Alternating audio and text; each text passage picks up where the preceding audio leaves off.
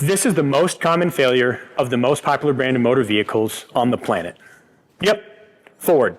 The guys who started it, made it famous, the guys who made the best V8 for a better part of a century are still doing everything they can to make you the best car, and they listen to you. You want better fuel economy. You don't need that big burly V8 anymore. So now you've got EcoBoost V6s with fancy timing chains, variable valve timing actuators, and twin turbos. The downside is this tiny little turbo gets worked real hard. It's got to make the difference of all that additional displacement.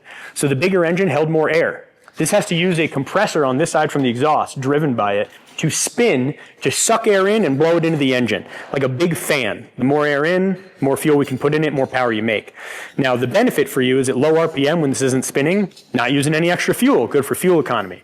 The downside is as soon as you get on that on-ramp or you're heading up I-70 into the mountains, this turbo is working its little butt off. It's spinning at thousands and thousands of RPM. Your engine, 2, 3, 4, maybe 5,000. This guy could be 13,000 RPMs. And it's got a tiny little bearing buried in the back of it. Your engine has bearings that are 2 or 3 inches around. This one's got one 2/3 of an inch around. So much smaller, spinning way faster with much less lubrication. Your engine's filled with oil. This has tiny little pipes that hold oil to it. Really, the best way to describe it is, it's like being pregnant and this is your baby. It's using the umbilical cord and it's sharing everything it can with the baby. What that also means is, if the baby's got a problem, mama's got a problem. If your turbocharger fails, leaks coolant or leaks oil, it's gonna starve your engine and destroy it.